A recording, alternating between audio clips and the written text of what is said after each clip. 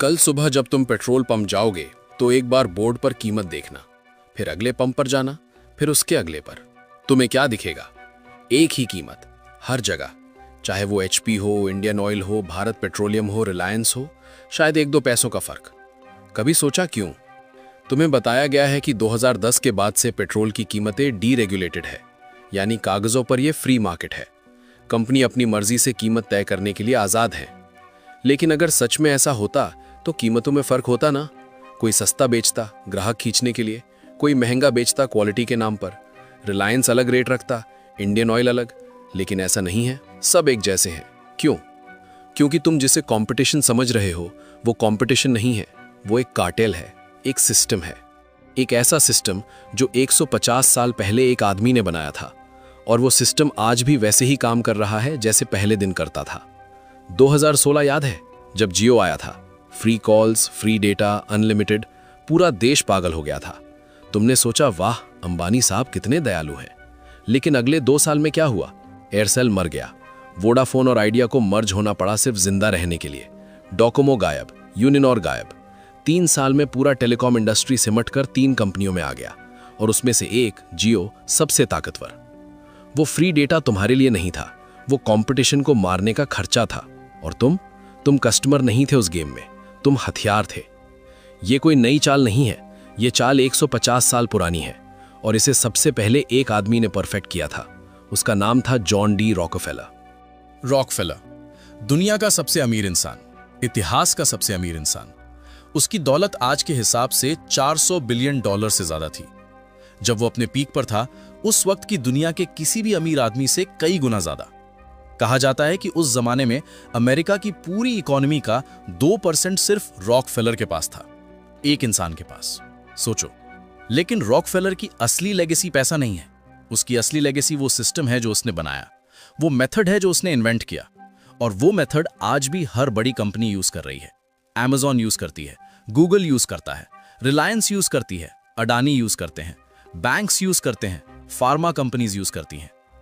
तुम उस सिस्टम के अंदर रहते हो, रोज, हर पल, और तुम्हें पता भी नहीं। आज मैं तुम्हें वो सिस्टम दिखाऊंगा, कैसे रॉकफेलर ने इसे बनाया, कैसे उसने अपने कंपेटिटर्स को खत्म किया, कैसे उसकी कंपनी टूटने के बाद भी वो और अमीर हो गया, और कैसे 114 साल बाद भी तुम उसी सिस्टम में फंसे हो जिसे उसने डिजाइन किया था। क्योंकि सिस्टम को समझना एकेडमिक एक्सरसाइज नहीं है, ये सर्वाइवल है। चलो शुरू करते हैं। जॉन डेविडसन रॉकफेलर का जन्म 8 जुलाई 1839 को न्यूयॉर्क के एक छोटे से गांव रिचफोर्ड में हुआ। उसके पिता एक कॉन मैन थे, हाँ, एक ठग। वो नकली कैंसर की दवाइयां बेचते थे, गांव-गांव जाकर लोगों को बेवकूफ बनाते थे। उसकी मां एक कट्टर बैप्टिस्ट क्रिश्चियन थी, धार्मिक, नैतिक, सख्त। ये कॉम्बिनेशन समझो, बाप से मिली चालाकी, बेरहमी और लोगों को मैनिपुलेट करने की कला, और मां से मिला मॉरल कन्विक्शन, ये विश्वास कि जो मैं कर रहा हूं वो भगवान की मर्जी है। रॉकफेलर ने अपने कॉम्पिटिटर्स को बर्बाद किया बिना किसी रहम के, लेकिन वो जेन्युइनली बिलीव करता था कि ये सब अच्छे के लिए है। उसे लगता था कि भगवान ने उसे चुना है इंडस्ट्री को ऑर्गेनाइज करने के लिए। उसे लगता था कि वो दुनिया को सुधार रहा है। ये उसका दिखावा नहीं था, उसे दिल से यकीन था। और यही बात उसे खतरनाक बनाती थी, क्योंकि जो आदमी खुद को भगवान का दूत मानता है वो किसी को भी कुचल सकता है। 1859 में पेंसिल्वेनिया स्टेट के टाइटसविल जगह में तेल मिला, ऑयल रश शुरू हुआ। हजारों लोग पागलों की तरह भागे वेल्स खोदने, यानी कुएं खोदने। कुछ रातों रात अमीर हो गए, कुछ बर्बाद हो गए। बूम एंड बस्ट, आज तेल की बाढ़, कल सूखा, केओस। रॉकफेलर 20 साल का था, क्लीवलैंड में एक बुक कीपर का काम करता था। उसने भी ऑयल रश देखा, लेकिन उसने वो नहीं देखा जो बाकी सब देख रहे थे। बाकी सब देख रहे थे कि तेल निकालने यानी ड्रिलिंग में पैसा है, लेकिन रॉकफेलर ने कुछ और देखा। उसने देखा कि तेल निकालना बहुत रिस्की है, लक पर डिपेंड है। आज किस्मत अच्छी है तो तेल मिला, कल जमीन सूखी निकली तो सब बर्बाद। ये जुआ है। लेकिन रिफाइनिंग, क्रूड ऑयल यानी कच्चे तेल को साफ करके केरोसिन बनाना, जो लोग अपने घरों में लैंप जलाने के लिए यूज करते थे, वो असली बिजनेस है। क्यों? क्योंकि तेल निकालने वाला चाहे कोई भी हो, चाहे वो डूबे या तैरे, उसे अपना तेल साफ तो करवाना ही पड़ेगा ना। तो रिफाइनरी वाले का धंधा हमेशा चलेगा। 1863 में रॉकफेलर ने $4000 लगाकर क्लीवलैंड शहर में अपनी पहली रिफाइनरी खोली, जहां कच्चा तेल साफ होकर केरोसिन बनता था। 2 साल में वो क्लीवलैंड की सबसे बड़ी रिफाइनरी बन गई। लेकिन क्लीवलैंड में कुल 30 रिफाइनरीज थी, सब आपस में लड़ रही थी। कंपटीशन भयंकर था, कीमतें गिर रही थीं, मुनाफा बहुत कम था। ज्यादातर रिफाइनरीज बस किसी तरह टिकी हुई थी। यहां रॉकफेलर की असली चालाकी सामने आई। उसने सोचा कि कीमत घटाकर लड़ने का कोई फायदा नहीं। उसने डिसाइड किया कि कंपटीशन को ही खत्म कर देगा। और उसने ये किया एक मेथड से जो आज भी हर बड़ी कंपनी की फाउंडेशन है, वर्टिकल इंटीग्रेशन। इसे आसान भाषा में समझो। इसका मतलब है कि जो भी चीजें तुम्हारा बिजनेस चलाने के लिए चाहिए वो सब खुद बना लो या खरीद लो, किसी और पर निर्भर मत रहो। एक उदाहरण लो, मान लो तुम चाय बेचते हो। अभी तुम दूध डेयरी से खरीदते हो, चीनी किराने वाले से, चाय पत्ती होलसेलर से और कप प्लास्टिक वाले से। हर कोई अपना प्रॉफिट कमा रहा है तुमसे। अब सोचो अगर तुम खुद डेयरी खोल लो, खुद चीनी का कारखाना लगा लो, खुद चाय पत्ती उगाओ और कप भी खुद बनाओ, तो बीच के सारे लोग हट गए, उनका प्रॉफिट अब तुम्हारा हो गया। यही रॉकफेलर ने किया, ऑयल का बिजनेस। बाकी रिफाइनरी सिर्फ एक काम करती थी, कच्चा तेल खरीदो, साफ करो और आगे बेच दो, बस। बट रॉकफेलर ने क्या किया? उसने तेल रखने के पीपे यानी बैरल्स बनाने वाली फैक्ट्रीज खरीद ली। पहले वो 25 सेंट्स में एक पीपा खरीदता था, अब वो खुद 15 सेंट्स में बना रहा था। उसने तेल ढोने वाले टैंक वैगन्स खरीद लिए। उसने अपने गोडाउन्स यानी वेयरहाउसेस बना लिए। उसने सीधे दुकानदारों तक पहुंचने का अपना नेटवर्क बना लिया। हर वो काम जो पहले कोई और करता था और उसमें पैसा कमाता था, रॉकफेलर ने खुद करना शुरू कर दिया। अब बीच का सारा मुनाफा उसका था। इससे उसे बहुत बड़ा फायदा मिला। उसकी लागत सबसे कम थी और उसने एक और चाल चली। उसने रेल रोड्स यानी रेल कंपनियों के साथ गुप्त सौदे किए। ये सौदे ऐसे थे कि रेल रोड कंपनीज रॉकफेलर का माल ढोने के बाद उसे पैसे वापस कर देती थी। मतलब रॉकफेलर को ढुलाई मुफ्त में पड़ती थी और उसके कंपेटिटर्स को उनसे पूरा किराया वसूला जाता था, कभी कभी तो ज्यादा भी। ये सिर्फ समझदारी नहीं थी, ये शिकारी का तरीका था। रॉकफेलर अपना केरोसिन इतना सस्ता बेच सकता था कि कंपेटिटर्स को हर बिक्री पर नुकसान हो और वो खुद फिर भी फायदे में रहे। यही उसने किया। 1870 में रॉकफेलर ने standard oil company of Ohio नाम की एक कंपनी बनाई और उसकी ये रिफाइनरी अब क्लीवलैंड शहर में सबसे बड़ी थी। लेकिन पूरे अमेरिका में अभी भी वो सिर्फ 4% ऑयल बिजनेस कंट्रोल करता था। हर 100 में से सिर्फ 4 पीपे उसके थे और ये रॉकफेलर के लिए काफी नहीं था। तो रॉकफेलर ने अपनी स्ट्रैटेजी का दूसरा फेज लॉन्च किया, हॉरिजॉन्टल इंटीग्रेशन। अगर वर्टिकल इंटीग्रेशन है पूरी सप्लाई चेन को कंट्रोल करना, तो हॉरिजॉन्टल इंटीग्रेशन है हर कंपेटिटर को खरीदना या खत्म करना। 1872 में रॉकफेलर ने वो किया जिसे हिस्टोरियंस क्लीवलैंड मैसेकर कहते हैं, क्लीवलैंड का कत्लेआम। 3 महीने में रॉकफेलर क्लीवलैंड की हर रिफाइनरी के मालिक से मिला। उसने ऑफर दिया, अपनी रिफाइनरी मुझे बेच दो। अगर वो मान गए तो रॉकफेलर ने फेयर प्राइस दिया। कई बार उन्हें मैनेजर बनाकर रख भी लिया, लेकिन अगर उन्होंने मना किया तो रॉकफेलर ने प्राइस वॉर शुरू कर दी। वो केरोसिन की कीमत इतनी गिरा देता कि कॉस्ट से भी नीचे आ जाए। उसके कंपेटिटर्स जो उतने सस्ते में प्रोड्यूस नहीं कर सकते थे, हर बिक्री पर पैसा गंवाते। उनके पास 2 रास्ते थे, रॉकफेलर को बेच दो या दिवालिया हो जाओ। ज्यादातर ने बेच दिया, कुछ ने लड़ने की कोशिश की, सब हारे। 1872 के अंत तक रॉकफेलर ने क्लीवलैंड की 26 में से 25 रिफाइनरी अपने कंट्रोल में ले ली थी। 3 महीने में वो 4% से 25% पर पहुंच गया। ये था ब्लूप्रिंट। पहले ऑफर करो, अगर मना करें तो इकोनॉमिकली डिस्ट्रॉय करो, फिर मलबा खरीद लो। ये मेथड अगले 150 सालों में हर इंडस्ट्री में हर मोनोपोली ने यूज किया है और आज भी हो रहा है। लेकिन रॉकफेलर क्लीवलैंड से संतुष्ट नहीं था, उसे पूरा देश चाहिए था। पूरे 1870s में स्टैंडर्ड ऑयल कंपनी पूरे अमेरिका में फैलती गई। न्यूयॉर्क, फिलाडेल्फिया, पिट्सबर्ग, बाल्टीमोर, हर शहर में वही तरीके, वही टैक्टिक्स। रेल रोड्स के साथ गुप्त सौदे, खुद सब कुछ बनाकर सबसे कम लागत, और जो अपनी रिफाइनरी बेचने को राजी नहीं, उनके खिलाफ बेरहम कीमतों की जंग। 1879 तक स्टैंडर्ड ऑयल ने अमेरिका की 90% रिफाइनिंग पर कब्जा कर लिया था। मतलब हर 100 में से 90 पीपे तेल रॉकफेलर की कंपनी से निकलता था। यह बिजनेस नहीं था, यह मोनोपोली थी। मोनोपोली यानी एकाधिकार। जब किसी एक कंपनी या एक इंसान का किसी पूरी इंडस्ट्री पर कब्जा हो जाए, जब ग्राहक के पास कोई दूसरा विकल्प ही ना बचे, जब कंपटीशन खत्म हो जाए, तो वो मोनोपोली है। और मोनोपोली खतरनाक क्यों है? क्योंकि जब कंपटीशन नहीं तो कीमत तय करने वाला एक ही है। वो जो चाहे कीमत रखे, ग्राहक क्या करेगा, जाएगा कहां? लेकिन यहीं पर रॉकफेलर की असली जीनियस सामने आई। उसे पता था कि मोनोपोलीज के 2 बड़े प्रॉब्लम्स होते हैं। पहला, ये गैर कानूनी है, सरकार मोनोपोली को तोड़ सकती है। दूसरा, लोग मोनोपोली वाले से नफरत करते हैं। और नफरत में ताकत होती है। पब्लिक रॉकफेलर से नफरत करती थी। उसे रॉबर बैरन कहा जाता था, लुटेरा, अमेरिका का सबसे नफरत किया जाने वाला आदमी। रॉकफेलर को दोनों प्रॉब्लम्स का सॉल्यूशन चाहिए था और उसने ढूंढ लिया। लेकिन वो सॉल्यूशन क्या था और कैसे उस सॉल्यूशन ने आज की हर बड़ी कंपनी की स्ट्रक्चर को डिफाइन किया, चलिए जानते हैं। तो अब रॉकफेलर के सामने दो प्रॉब्लम्स थे। पहला, मोनोपोली इलीगल है। दूसरा, पब्लिक उससे नफरत करती है। उसे दोनों का सॉल्यूशन चाहिए था और 1882 में उसके लॉयर्स ने कुछ ऐसा क्रिएट किया जिसने कॉर्पोरेट अमेरिका की हिस्ट्री बदल दी। उस सॉल्यूशन का नाम था द स्टैंडर्ड ऑयल ट्रस्ट। अब समझो रॉकफेलर ने क्या जुगाड़ निकाला। उस जमाने में अमेरिका में हर स्टेट यानी हर राज्य के अपने अलग कानून थे। ओहायो राज्य की standard oil company legally New York या कैलिफोर्निया में कोई कंपनी नहीं खरीद सकती थी, कानून इजाजत नहीं देता था। तो रॉकफेलर ने एक नया तरीका निकाला। उसने एक ट्रस्ट बनाया। ट्रस्ट क्या है, आसान भाषा में समझो। मान लो 10 लोगों ने अपनी अपनी दुकानें एक बड़े सेठ को सौंप दी। अब वो सेठ सबकी दुकानें चलाता है। दुकानों के कागजों पर मालिक के नाम अलग अलग हैं, लेकिन असली मालिक वो सेठ है। दुकानें उसकी मुट्ठी में हैं। रॉकफेलर ने यही किया।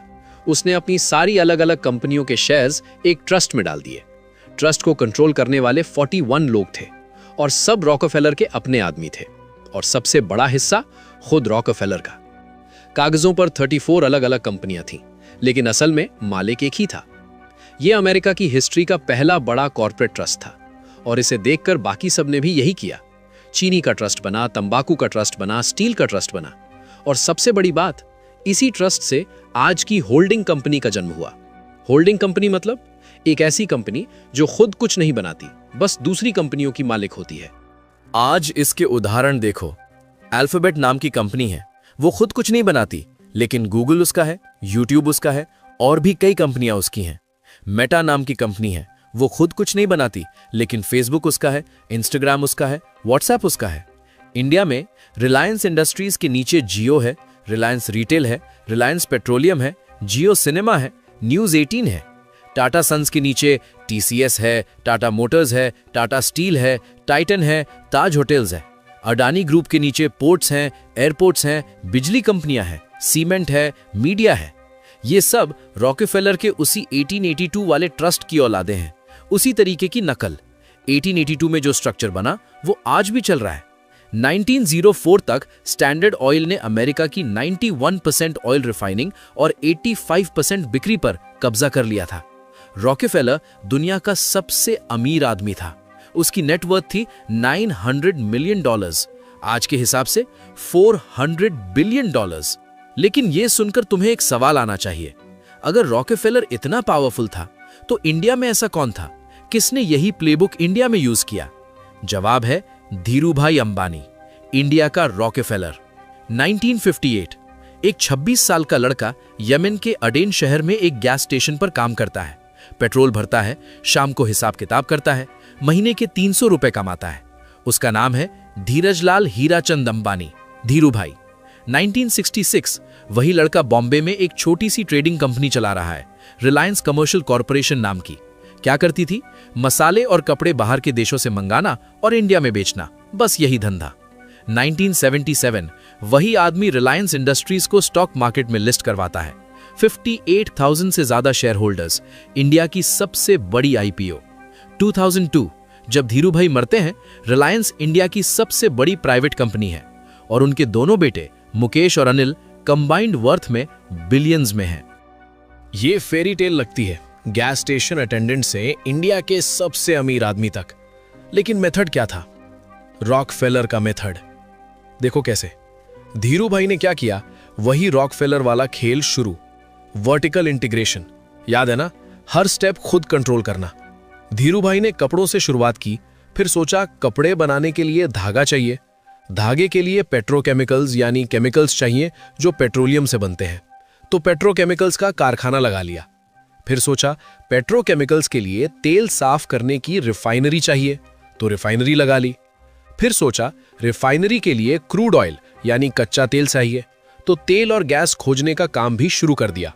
अगर मॉडर्न लैंग्वेज में कहूं, टेक्सटाइल्स से शुरू किया, फिर पेट्रोकेमिकल्स में गए जो टेक्सटाइल्स का रॉ मटेरियल है, फिर पेट्रोलियम रिफाइनिंग में गए जो पेट्रोकेमिकल्स का रॉ मटेरियल है, फिर ऑयल और गैस एक्सप्लोरेशन में गए, जो रिफाइनिंग का रॉ मटेरियल है।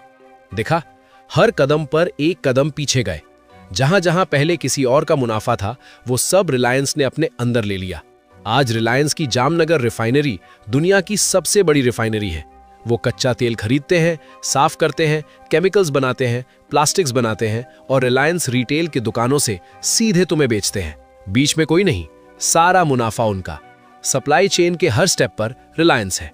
ये रॉकफेलर का तरीका है 100%। और हॉरिजॉन्टल कंसोलिडेशन भी देखो। याद है रॉकफेलर ने कंपेटिटर्स को कैसे खत्म किया था? रिलायंस ने भी वही किया। कपड़ों में बॉम्बे डाइंग से जो लड़ाई हुई, वो आज भी याद की जाती है। टेलीकॉम में जियो ने पूरी इंडस्ट्री को समेट दिया। रिटेल में फ्यूचर ग्रुप को खरीद लिया। क्लीवलैंड मैसेकर याद है? 1872 में रॉकफेलर ने 26 में से 25 रिफाइनरीज अपनी कर लीं। 2016 में जियो ने टेलीकॉम में वही किया। फ्री डेटा, फ्री कॉल्स दिए। कंपेटिटर्स या तो आपस में जुड़ गए या मर गए। और एक चीज और, धीरू भाई का एक फेमस बोल था, अगर सिस्टम में कोई दिक्कत है तो सिस्टम से लड़ो मत, सिस्टम को ही बदल डालो। इसे कहते हैं रेगुलेटरी कैप्चर, यानी जो नियम बनाने वाले हैं उन्हीं को अपने पक्ष में कर लो। नियम तोड़ने की जरूरत नहीं, नियम ही अपने हिसाब से बनवा लो। रॉकफेलर ने भी यही किया था। रेल रोड के नियम उसने अपने फायदे के लिए बनवाए थे। धीरू भाई इंडिया के रॉकफेलर थे। तरीका वही था, पैमाना अलग था, लेकिन खेल शब्द दर शब्द एक जैसा।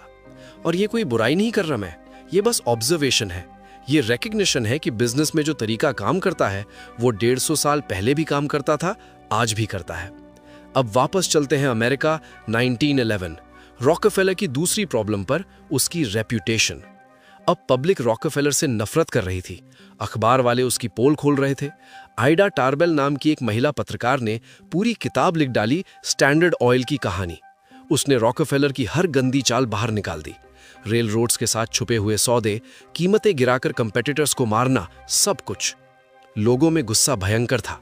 अमेरिका की सबसे बड़ी अदालत सुप्रीम कोर्ट ने फैसला सुनाया कि स्टैंडर्ड ऑयल एक गैर कानूनी मोनोपोली है, इसे तोड़ना होगा 34 अलग अलग कंपनियों में। तुम सोचोगे ये रॉकफेलर की हार थी, उसका साम्राज्य टूट गया, खेल खत्म। लेकिन यहां सबसे बड़ा ट्विस्ट आता है। जब स्टैंडर्ड ऑयल टूटी तो रॉकफेलर के पास अभी भी सारी 34 कंपनियों में हिस्सेदारी थी। कंपनी टूटी लेकिन मालिक वही रहा। Standard oil of New Jersey नाम बदलकर एक्सॉन बन गई। स्टैंडर्ड ऑयल ऑफ न्यूयॉर्क बनी Mobil. Standard oil of California बनी Chevron. Standard oil of Indiana बनी Amoco. Standard oil of Ohio को बाद में बीपी ने खरीद लिया। अगर ध्यान दो तो ये सब नाम आज भी तुम पेट्रोल पंप्स पर देखते होगे। अब समझो पैसे का खेल। ब्रेकअप से पहले, यानी टूटने से पहले, स्टैंडर्ड ऑयल कंपनी का एक शेयर $660 का था। टूटने के बाद रॉकफेलर के पास अब 34 कंपनियों के शेयर्स थे और इन सब की मिलीजुली कीमत $900 प्रति शेयर से ज्यादा। मतलब रॉकफेलर की दौलत टूटने से कम नहीं हुई, उल्टा बढ़ गई। वो टूटने के बाद और अमीर हो गया। कैसे? क्योंकि जब एक बड़ी मोनोपोली को 34 टुकड़ों में तोड़ा जाता है, लेकिन हर टुकड़ा अपने इलाके में अभी भी सबसे बड़ा है, तो तुमने मोनोपोली नहीं तोड़ी, तुमने बस उसके 34 टुकड़े कर दिए। हर टुकड़ा अपनी जगह राजा। और आज 100 साल बाद उन 34 कंपनियों में से ज्यादातर वापस आपस में जुड़ चुकी हैं। 1999 में एक्सॉन और मोबिल फिर से एक हो गई, एक्सॉन मोबिल। शेवरॉन ने कई पुरानी स्टैंडर्ड ऑयल कंपनियां खरीद ली। बीपी ने एमो को खरीद ली। जो मोनोपोली 1911 में तोड़ी गई थी, वो 100 साल में चुपचाप वापस जुड़ गई है। आज एक्सॉन मोबिल, शेवरॉन और बीपी, ये 3 कंपनियां मिलकर वही हैं जो स्टैंडर्ड ऑयल थी, बस नाम बदल गए।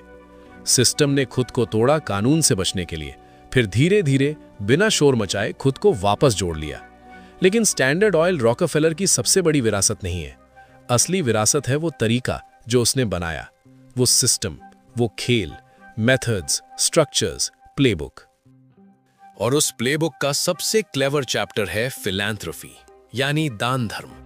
1913 में रॉकफेलर ने एक फाउंडेशन बनाया, रॉकफेलर फाउंडेशन। इसमें उसने $250 मिलियन दान दिए, आज के हिसाब से 50,000 करोड़ रुपए से ज्यादा। इस फाउंडेशन ने मेडिकल रिसर्च यानी बीमारियों पर शोध के लिए पैसे दिए, स्कूल्स और कॉलेजेस को पैसे दिए, लोगों की सेहत के लिए पैसे दिए। ऊपर से देखो तो लगता है ये दान पुण्य है। रॉकफेलर अपना पैसा समाज को वापस दे रहा है। लेकिन गहराई में देखो, इस फाउंडेशन की वजह से रॉकफेलर को टैक्सेस नहीं देने पड़े। जो पैसा सरकार को जाता वो फाउंडेशन में चला गया, और फाउंडेशन पर कंट्रोल किसका था? रॉकफेलर का। फाउंडेशन से उसने तय किया कि कौन सी यूनिवर्सिटीज को पैसे मिलेंगे, मतलब उसने तय किया कि क्या पढ़ाया जाएगा, किस पर रिसर्च होगी। जिस आदमी ने हजारों लोगों को बर्बाद किया था वो अब दानवीर बन गया। अमेरिका का सबसे नफरत किया जाने वाला आदमी अब समाज सेवी कहलाने लगा। रॉकफेलर फाउंडेशन ने अमेरिका की मेडिकल एजुकेशन यानी डॉक्टरों की पढ़ाई को शेप किया। Johns Hopkins, university of Chicago जैसे बड़े बड़े मेडिकल कॉलेजेस को पैसे दिए। इसने वो सिस्टम बनाया जिसमें दवाइयां बेचने वाली कंपनियों का फायदा हो। ये कोई षड्यंत्र नहीं है, ये डॉक्यूमेंटेड हिस्ट्री है। और मजेदार बात, स्टैंडर्ड ऑयल की केमिकल डिविजन्स यानी केमिकल्स बनाने वाले हिस्सों से ही बाद में कई फार्मास्यूटिकल कंपनीज यानी दवाई कंपनियां बनी। तो फाउंडेशन ने वो सिस्टम बनाया जिससे रॉकफेलर की ही कंपनियों को फायदा हुआ। आज हर बड़ा अरबपति, हर बिलियनियर यही प्लेबुक यूज करता है। बिल गेट्स ने bill and Melinda Gates foundation बनाया, 5 लाख करोड़ से ज्यादा का। यह दुनिया भर में हेल्थ के लिए काम करता है। WHO यानी वर्ल्ड हेल्थ ऑर्गेनाइजेशन की पॉलिसीज पर असर डालता है, देशों की सरकारों को इन्फ्लुएंस करता है। मार्क जकरबर्ग ने चांद जकरबर्ग इनिशिएटिव बनाई। वॉरेन बफेट ने अपना ज्यादातर पैसा गेट्स फाउंडेशन को दे दिया। इंडिया में Reliance foundation, Adani foundation, Tata trusts, जो टाटा सन्स का मेजॉरिटी शेयर होल्डर है। ये सिर्फ दान पुण्य नहीं है, ये टैक्स बचाने का तरीका है, अपना नाम चमकाने का तरीका है, पॉलिसी यानी सरकारी नीतियों पर असर डालने का तरीका है। रॉकफेलर ने यह मॉडल बनाया, आज के अरबपतियों ने इसे और चमका दिया। रॉकफेलर फैमिली आज भी एग्जिस्ट करती है, आज भी इन्फ्लुएंशियल है। डेविड रॉकफेलर, जॉन डी का पोता, 2017 में 101 साल की उम्र में मरा। वो चेज मैनहट्टन बैंक का चेयरमैन था, ट्राइलैटरल कमीशन का फाउंडर था, 50 साल तक ग्लोबल फाइनेंस में सबसे पावरफुल मैन में से एक था। फैमिली की वेल्थ जो एस्टिमेटेड $11 बिलियन है, सैकड़ों ट्रस्ट्स और फाउंडेशंस में स्प्रेड है। Rockefeller brothers fund, Rockefeller family fund, David Rockefeller fund, ये आज भी पॉलिसी शेप करते हैं, रिसर्च फंड करते हैं, पॉलिटिक्स इन्फ्लुएंस करते हैं। 150 साल हो गए जॉन डी ने स्टैंडर्ड ऑयल शुरू किया था, और उसकी फैमिली आज भी उसी सिस्टम से पावर एक्सरसाइज कर रही है। लेकिन फैमिली की बात छोड़ो, असली बात यह है कि रॉकफेलर का सिस्टम आज भी हर इंडस्ट्री में, हर बड़ी कंपनी में, तुम्हारी रोजमर्रा की जिंदगी में काम कर रहा है। अमेज़न में, गूगल में, फार्मा में, बैंक्स में, रिलायंस में, अडानी में। और अगले हिस्से में मैं तुम्हें एग्जैक्टली दिखाऊंगा कि कैसे ये सिस्टम रोज तुमसे वेल्थ एक्सट्रैक्ट कर रहा है, कैसे तुम्हारी हर चॉइस असल में कोई चॉइस नहीं है, और सबसे इंपॉर्टेंट, तुम क्या कर सकते हो इस सिस्टम को समझकर। क्योंकि सिस्टम से बाहर निकलना इम्पॉसिबल है, लेकिन सिस्टम को समझना वो तुम्हारी सबसे बड़ी पावर है। अब देखते हैं कि रॉकफेलर का सिस्टम आज कैसे काम कर रहा है, हर बड़ी कंपनी में, तुम्हारी रोजमर्रा की जिंदगी में। अमेज़न को देखो, अमेज़न शुरू हुई थी एक ऑनलाइन किताबों की दुकान के रूप में। आज वो पूरी सप्लाई चेन यानी सामान बनने से लेकर तुम्हारे घर तक पहुंचने की पूरी प्रक्रिया कंट्रोल करती है। उसके अपने गोडाउन्स हैं जहां सामान रखा जाता है, अपने ट्रक्स हैं जो सामान पहुंचाते हैं, अपना डिलीवरी नेटवर्क है, अपना पेमेंट सिस्टम है, और सबसे बड़ी बात, उसके पास AWS है, Amazon वेब सर्विसेज। ये क्या है? ये वो कंप्यूटर्स हैं जिन पर दूसरी कंपनियों की वेबसाइट्स चलती हैं। मतलब Amazon के कंपेटिटर्स भी Amazon के ही कंप्यूटर्स इस्तेमाल करते हैं। इस AWS से Amazon सालाना 7.5 लाख करोड़ रुपए से ज्यादा कमाती है। ये Amazon की दुकानदारी के मुनाफे यानी रिटेल प्रॉफिट से भी ज्यादा है।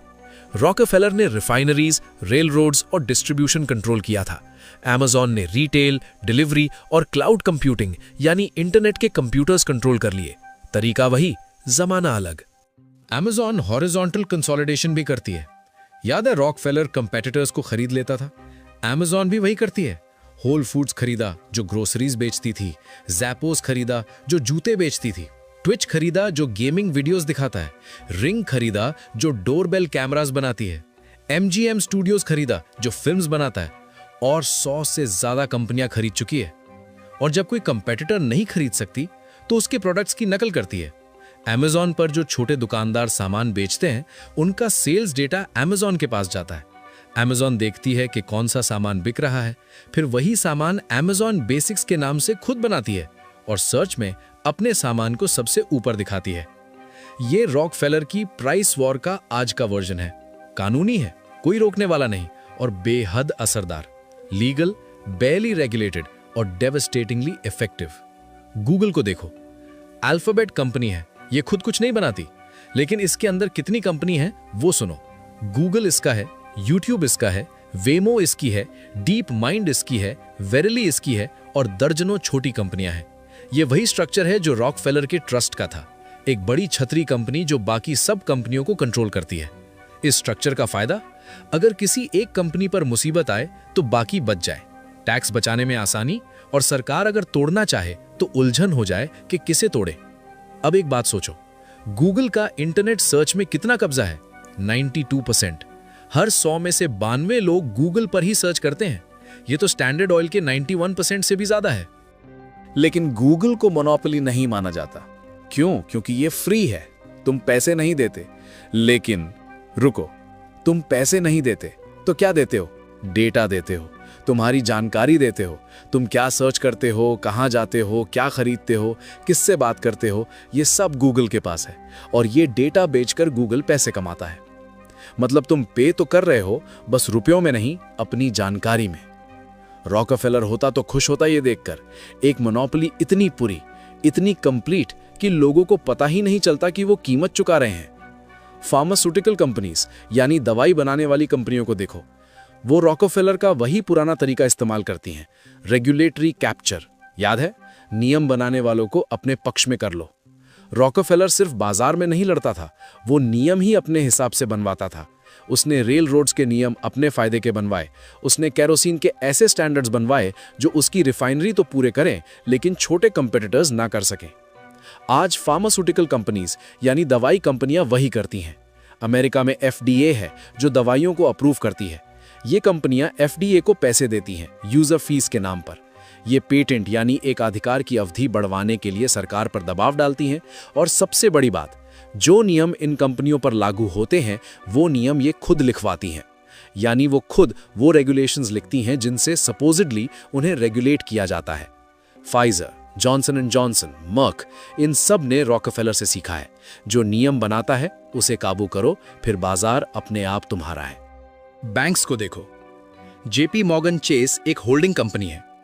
इसके नीचे चेस बैंक है जो आम लोगों का बैंक है, जेपी मॉर्गन इन्वेस्टमेंट बैंक है जो बड़े बड़े सौदे करता है, और कई छोटी कंपनियां हैं। Bank of America, city group, Wells Fargo, सब ऐसी ही होल्डिंग कंपनीज हैं। 2008 में जब पूरी दुनिया में बैंक्स की वजह से मंदी आई तो अमेरिका में डॉड फ्रैंक नाम का कानून बना बैंक्स पर लगाम लगाने के लिए। लेकिन होल्डिंग कंपनी स्ट्रक्चर की वजह से ये ऑलमोस्ट नामुमकिन हो गया। समस्या ये थी, किस पर नियम लगाओ, मुख्य कंपनी पर या नीचे की कंपनियों पर? सब अलग अलग है कागजों पर, लेकिन मालिक एक ही है। रॉकफेलर ने यह प्रॉब्लम 1882 में सॉल्व किया था जब उसने ट्रस्ट बनाया। बैंक्स ने 100 साल बाद वही सोल्यूशन कॉपी कर लिया। अब इंडिया वापस आते हैं। 2016 सितंबर की बात है।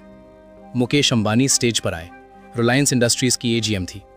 उन्होंने अनाउंस किया Jio, free voice calls, life time free, data free, 4 GB per day, unlimited. पूरा देश पागल हो गया। सिम कार्ड्स के लिए लाइनें लग गईं। लोग रात भर क्यूज में खड़े रहे।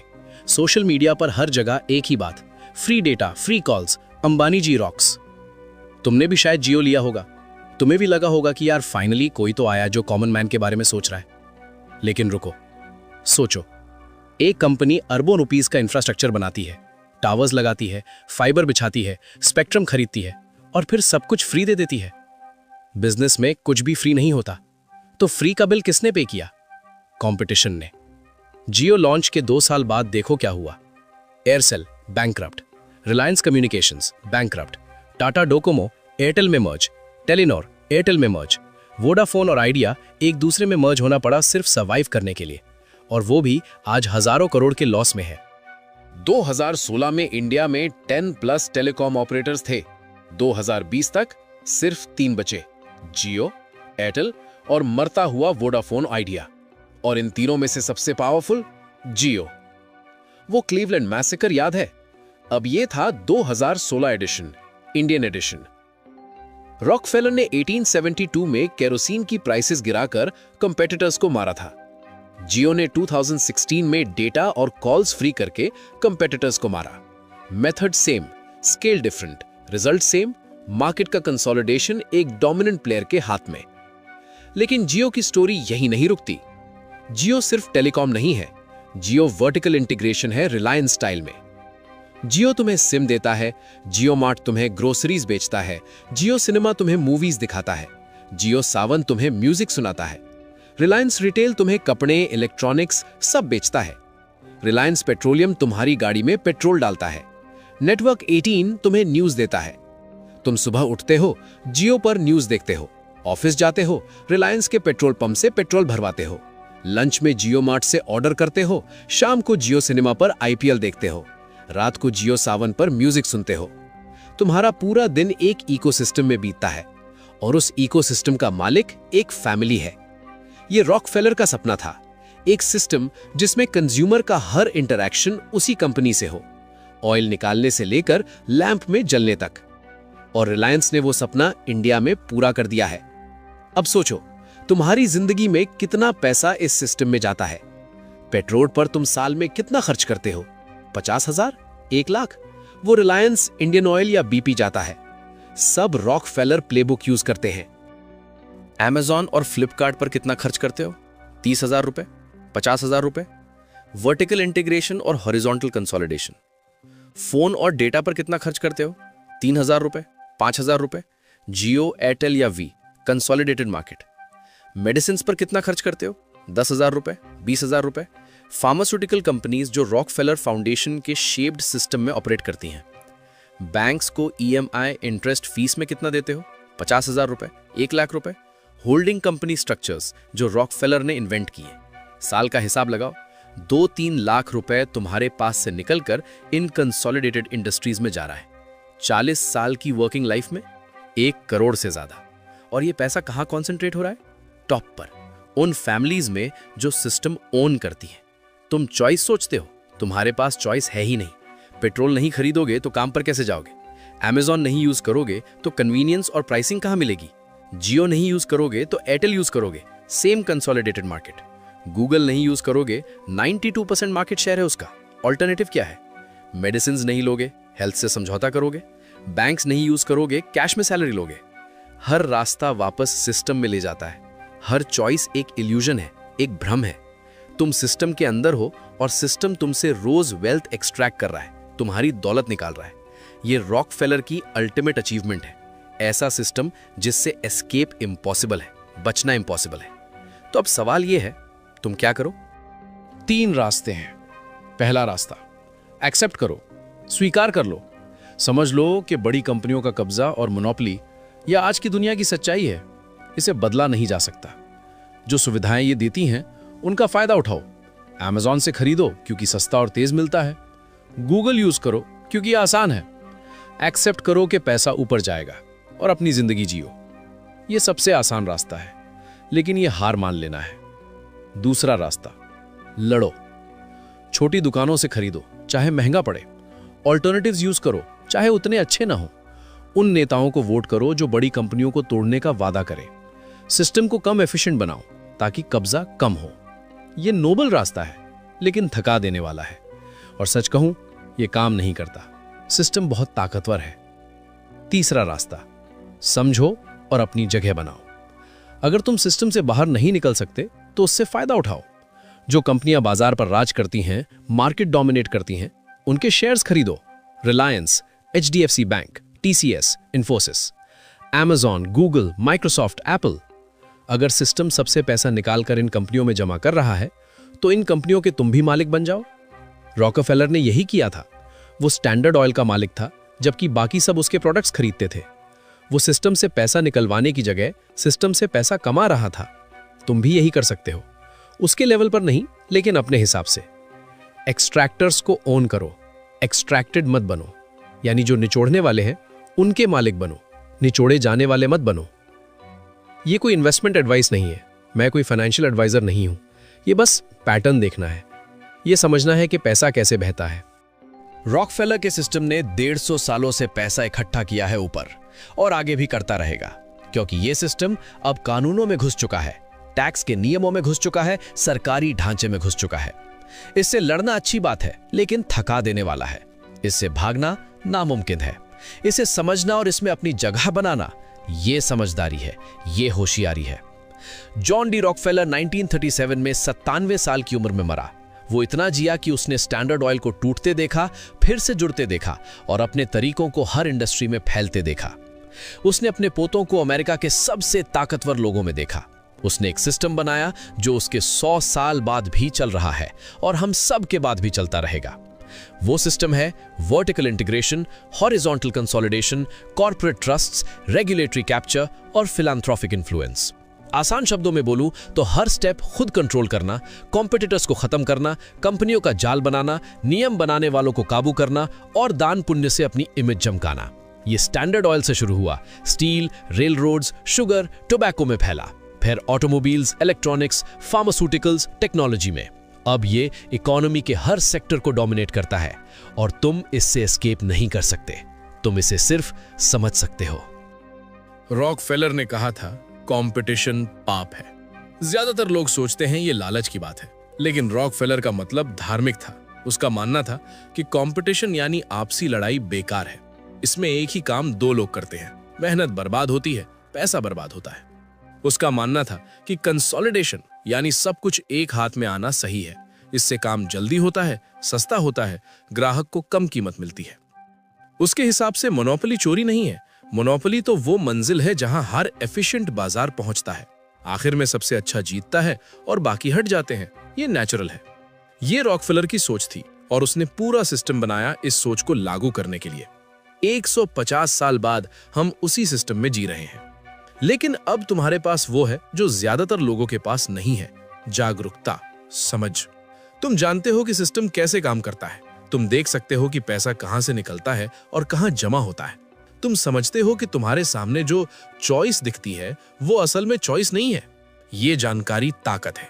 अब तुम वो गलतियां नहीं करोगे जो बाकी करते हैं। तुम सिस्टम के खिलाफ लड़कर नहीं थकोगे।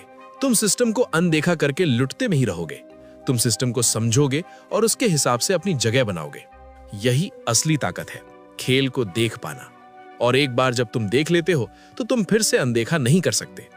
जॉन डी रॉकफेलर ने एक सिस्टम बनाया जिससे तुम एस्केप नहीं कर सकते, लेकिन आज से तुम उसे देख सकते हो, और देखना सब कुछ बदल देता है।